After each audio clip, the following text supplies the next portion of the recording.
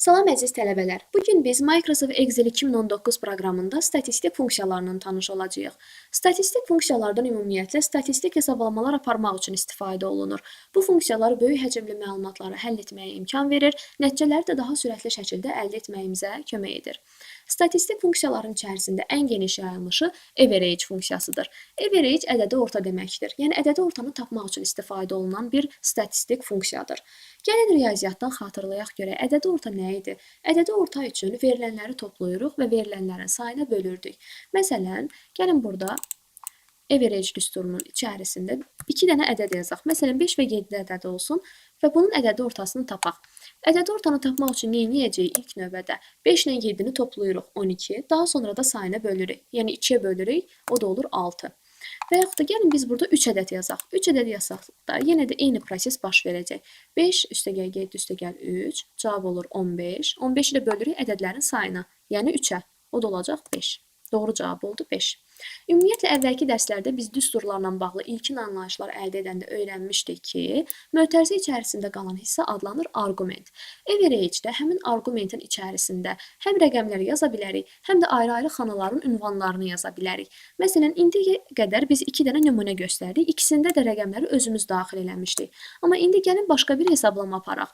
Arqumentin içərisində rəqəm yox, xanaları qeyd edək. Məsələn, G3, H3 xanasını qeyd elədik. Gəlin indi bu ikisinin ədədi ortasını tapaq. 2 ilə 6-nı toplayacağıq 8, 2-yə də bölürük, cavab oldu 4. Bura qədər hər şey aydındır yəqin ki. İndi gəldik digər mühüm məqama. Əvvəlki dərslərdə biz riyazi funksiyalarla tanış olmuşduq və öyrənmişdik ki, riyazi funksiyalardan ikisi, yəni sum və product funksiyaları mafiya funksiyalarının içərisinə daxildir. Mafiya funksiyalar nədir və onları digər funksiyalardan nə üçün fərqləndiririk? Mafiya funksiyalar ümumiyyətlə boş xananı 0 kimi qəbul etmir. Boş xanaya 0 kimi baxmır. Məsələn, product funksiyası 3 ilə, baxın, bu boş xananı qeyd etsək, cavab olaraq 3 çıxardacaq. 3-ü 0-a vurub 0 verməyəcək. Bu funksiyaların əsas özəl cəhəti də bundan ibarətdir. Mətn tipli xanaya görə hər hansı bir xəta vermir. Yəni, ümumiyyətlə, burada qeyd elədiyimiz bütün funksiyalar, count, average, sum, product, minimum və maksimum funksiyaları mafiya funksiyalardır. Yalnız ədəd tipli xanalarla işləməkdədir. Baxın, average də həmin funksiyaların içərisinə daxildir. Yəni, average ancaq ədədlərlə məşğuldur. Müəyyən bir diapazonda harda ədəd görsə, onları toplayıb ədədi ortasını tapacaq. Məsələn, gəlin bunu praktiki nümunə üzərində daha ətraflı şəkildə izah edək. Məsələn, G3, G5 diapazonunu qeyd eləyirəm. Yəni 2 boş xana, 1 xanası. Bunun ədədi ortasını tapmasını tələb edirik və təbii ki, Excel nə edəcək? Ancaq dolu xanalarla, yəni 2 ilə 1-i toplayacaq və onun ədədi ortasını tapacaq. Cavab olacaq 1,5. Ümid edirəm ki, hər şey aydındır. Davam edək. Yəni, average boş xanaya məhəl qoymur və yaxud da mətn tipli xananı nəzərə almayacaq. Hətta gəlin bunu bir mətn tipli nümunə üzərində də izah edək. Daha da aydın olsun. Məsələn, bu aralığa gəlin bunları daxil edək. G5, I5 diapazonunu daxil elədik. Təbii ki, 7-yə məhəl qoymayacaq. Niyə? Ancaq ədəd tipli xanalarla işləyir. 1 ilə 5-i toplayıb onun ədədi ortasını tapacaq. O da olacaq cavab 3. Yoldaşlar, bir də bunu yadda saxlayırıq ki, average-də əgər biz ancaq boş xanaları seçib average xanasının içərisinə yazsaq, divide xətası verəcək. Yəni, 0-a bölmə xətasını verəcək. Davam edək digər funksiya ilə. Count funksiyası. Count ancaq ədəd tipli xanaları saymaqla məşğuldur. Əslində, count funksiyası da həmin mafiya funksiyalarının içərisinə daxildir. Yəni, count funksiyası boş xanalara nəzər yetirmir. Məsələn, bu dırnaq içərisində yazılmış rəqəmə məhəl qoymayacaq, 7-yə məhəl qoymayacaq. Ancaq harda rəqəm görsə, onları hesablayacaq. Məsələn, biz burada C3, J7 diapazonunda olan ədədləri tapmağı tələb edirik. Yəni, baxın, bu narıncı ilə qeyd elədiyim cədvəldəki ədədləri hesablayacağıq. Gəlin, ilk növbədə özümüz hesablayaq. Məsələn, 2-ni hesablayacağıq. 1, 2, 3, 4, 5, 6, 7, 8. Yəni, doğru cavab 8 olmalıdır.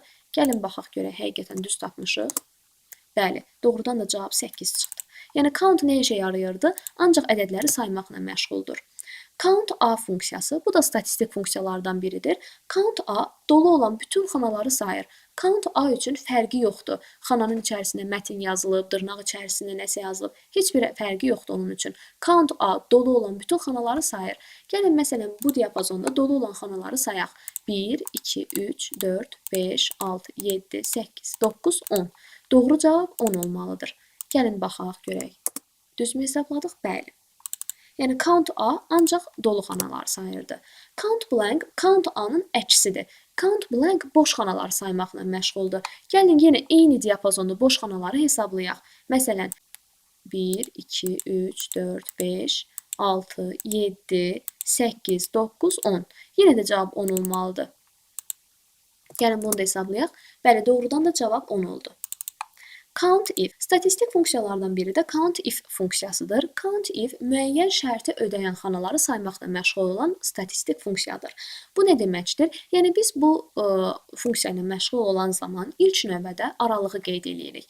Məsələn biz burada C3, J7 diapazonunu seçmişik. Yəni bu diapazonu seçmişik. Həmin diapazonun içərisində də belə bir şərt qoymuşuq. Yəni 3 olan xanaları say. Bu diapazonda neçə dənə 3 yazılmış xana varsa onları hesablayacaq. Gəlin özümüz baxaq. Məsələn, burada biz bir dənə 3 rəqəmi görürük. Birində görürük, o da dırnaq içərisində yazılıb. Təbii ki, dırnaq içərisində olanı hesablamayacağıq və doğru cavab əslində 1 olmalıdır. Gəlin görək, həqiqətən 1-dir. Bəli, 1-dir. İndi gəlin görək, nəyə görə bu dırnaq içərisində olanı hesablamadı? Çünki yoldaşlar, bu dırnaq içərisində yazılmış 3 əslində 3 rəqəmi deyil. 3 mətnidir. Niyə? Biz ümumiyyətlə vərəqin üzərində hər hansı bir rəqəm yazırıq, düzdür? Həmin rəqəmi dırnaq içərisində yazmırıq ki, sadəcə rəqəmin özünü yazırıq. Yəni Excel də bunu belə başa düşür. Excel bu dırnaq içərisində yazılmış hissəni mətin kimi başa düşür. Bunun içərisində neçə yazılmasından asılı olmayaraq. Əgər hər hansı bir xananın içərisində dırnaq içərisində rəqəm yazmışıqsa, Excel onu rəqəm kimi yox, mətin kimi qəbul edir. Ona görə də bizim burada count if yazanda 3 yazılmış xanaların sayı ancaq 1 çıxdı. Yəni I3 xanasını düzgün xana kimi qəbul elədi. Yəni hətta biz özümüz bunun sayını artıraq. Yəni 3 yazılmış xanaların sayını artıraq. İndi baxaq görək cavab neçə çıxdı. İndi doğru cavab oldu 3. 1, 2, 3. Keçirik digər statistik funksiyaya, minimum və maksimum funksiyalarına. Minimum və maksimum funksiyaları da həmin mafiya funksiyalardandır. Yəni ancaq ədəd tipli xanalarla işləmək üçün nəzərdə tutulmuş funksiyadır. Minimum minimalı, yəni ən kiçiyi tapmaq üçün istifadə olunan funksiyadır. Gəlin baxaq görək bu diapazonda minimum ədəd hansıdır? Təbii ki, -4-dür. Yəni cavab olaraq -4 verilməlidir. Bəli.